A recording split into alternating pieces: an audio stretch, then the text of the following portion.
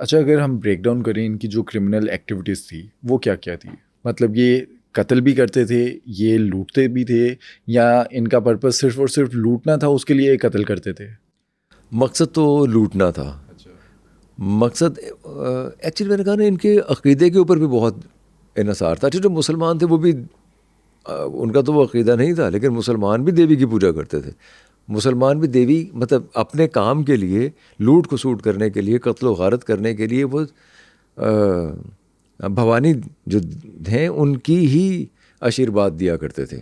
وہ چاہے مسلمان ہو، چاہے ہندو ہو، چاہے کچھ بھی ہو، ان کے آشیرواد دیا کرتے تھے، کیونکہ وہ اجتماعی فیصلہ ہوا کرتا تھا کہ ہم نے لوٹ کھسوٹ کرنی ہے. مقصد لوٹ کھسوٹ کرنا ہی ہوتا تھا، مال اسباب لوٹنا ہوتا تھا. لیکن ان میں اور باقی مجرموں میں فرق یہ ہے کہ یہ سرے سے کچھ ٹریس چھوڑا ہی نہیں کرتے تھے. ٹریس غائب کرنے کے لیے یہ بہت بے دردی سے قتل تو کرتے ہی کرتے تھے. پھر یہ ان کا ایک ٹولہ ہوتا تھا جو وکٹمز کے ساتھ سب سے آگے ہوتا تھا. اس ٹولے کا مقصد قبریں کھودنا ہوتا تھا. وہ ٹولہ آگے ہوتا تھا، یہ لوگ وکٹم کے ساتھ. پھر ایک ٹولہ پیچھے ہوتا تھا. پیچھے والا ٹولہ دیکھ رہا ہوتا تھا کہ کوئی اٹیک یا کوئی اور یا کوئی مشکوک کوئی ایسا نہ ہو کہ ان کے اوپر شک گزرے، کیونکہ شک گزرنے پہ بھی یہ اپنی ایکسپیڈیشن چھوڑ دیا کرتے تھے.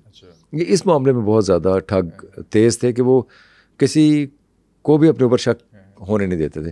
پھر جو لوگ درمیان میں ہوا کرتے تھے، جو وکٹمس کے ساتھ لگے ہوتے تھے، وہ آگے والوں کو بتا دیا کرتے تھے کہ اس گروپ میں 10 20 30 لوگ ہیں اور ہمیں اتنی قبریں چاہیے.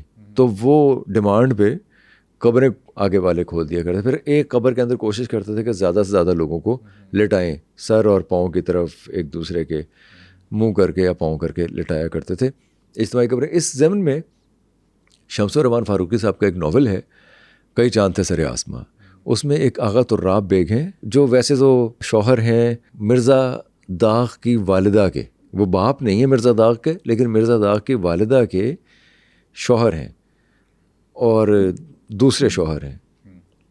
مرزا طراب بیگ اور اڑیل اور ضدی قسم کے انسان ہیں. وہ ہاتھی اور گھوڑے خریدنے کے لیے جاتے ہیں سونپور. وہاں سے واپسی پہ انہیں کہا جاتا ہے کہ آپ یہ روٹ نہ اپنائیں، یہاں وارداتیں ہوتی ہیں. وہ لیکن وہ کیونکہ ضدی آدمی، انہوں نے کہا نہیں میں ادھر سے جاؤں گا. تو وہ ادھر سے آتے ہیں اور ٹھگ انہیں مل جاتے ہیں. وہ ٹھگ کیسے لوٹتے ہیں انہیں، کیونکہ ناول کا یہ چیپٹر بہت امپورٹنٹ ہے ٹھگوں کی واردات کو سمجھنے کے لیے. ان کا جو طریقہ واردات تھا اس کو سمجھنے کے لیے. یہ لوگ آ رہے ہیں، یہ 6 لوگ ہیں. ان کا ایک سپہ سالار بھی ہے، 6 سپاہی بھی ہیں، مرزا طراب بیگ بھی ساتھ ہیں. انہیں راستے میں کچھ لوگ ملتے ہیں جو جنازہ سامنے رکھ کر رو پیٹ رہے ہیں اور کہہ رہے ہیں کہ ہمیں بس ہمارے ساتھ مل کے آپ نماز جنازہ پڑھا دیجیے. حالانکہ ان کا اپنا بندہ ہوتا ہے. یہ لوگ اتر آتے ہیں کیونکہ دور دور تک سوچ بھی نہیں سکتے، وہ روتے پیٹتے لوگ اور سامنے جنازہ پڑھا ہوا ہے، صرف نماز جنازہ ہی پڑھنی ہے. یہ لوگ اتر آتے ہیں، آگے نماز جنازہ کے لیے جیسے ہاتھ باندھتے ہیں کھڑے ہوتے ہیں تو ایک آواز آتی ہے تمباکو کھا لو. وہ تمباکو کھا لو کا مطلب ہے کہ اب بس واردات کر دو. تو اسی چشمے زدن میں وہ ان کے گلوں میں رومال ڈال کے کھینچ کے ان کو مرقہ توڑ دیتے ہیں. اور وہاں قبریں پہلے کھودی ہوتی ہیں، قبروں کے اندر ڈال کے برابر کر کے زمین کا، اور اوپر پتے اور شاخیں پرانی اور درختوں کا وہ گھاس پھوس اوپر پھینک دیتے ہیں تاکہ کوئی جنگلی جانور نہ کھائے. اچھا جنگلی جانور کھودے نہ، لاشوں کو نقصان نہ پہنچائے، اس میں ان کی کوئی ہمدردی شامل نہیں ہے، یا لاشوں کی کوئی عزت شامل نہیں ہے کروانا. ایویڈنس نہ مل جائے کہ وہ ویسے انہیں کر رہے تھے. بڑے ظالم لوگ تھے، بہت ہی شفاق لوگ. اچھا، یہ اپنے پاس کوئی ہتھیار بھی رکھتے تھے کسی کو مارنے کے لیے؟ ہاں، ان کے پاس کدال تھا.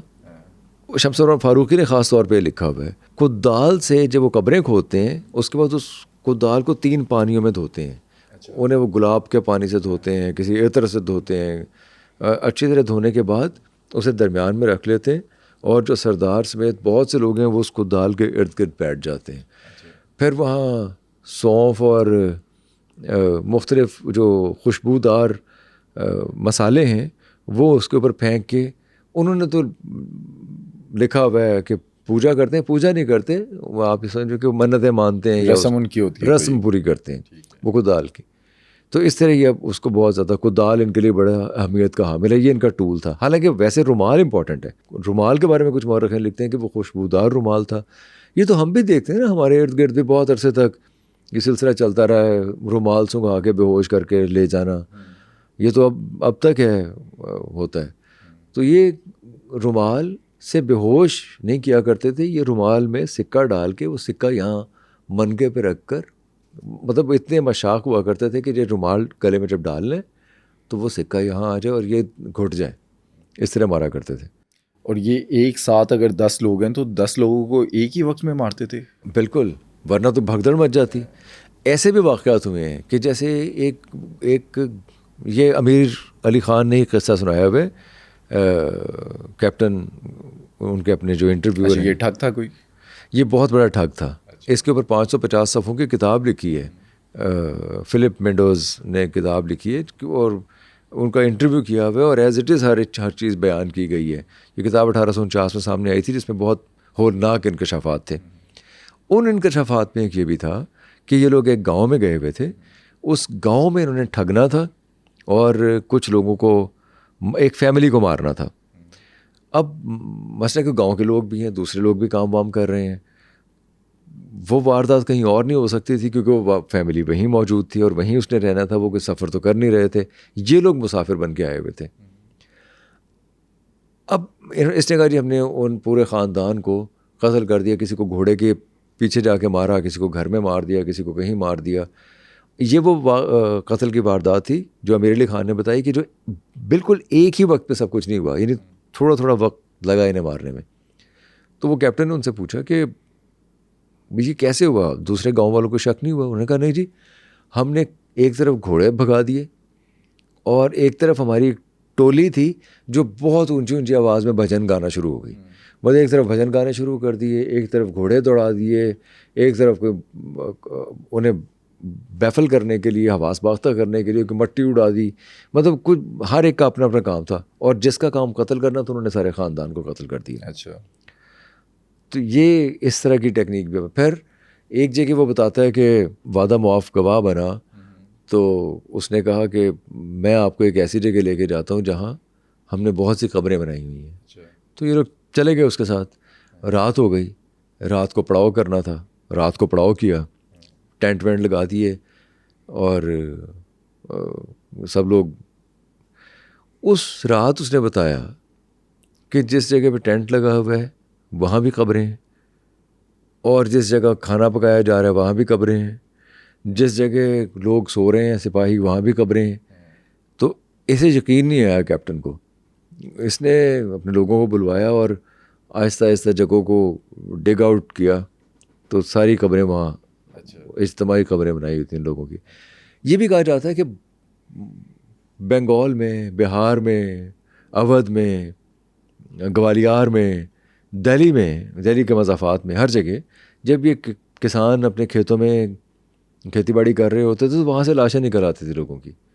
اب بھی لوگ کہتے ہیں نا کہ میں تو کھودا تھا یہ سونا نکالنے کے لیے, بیچ میں سے لاش نکل آئی.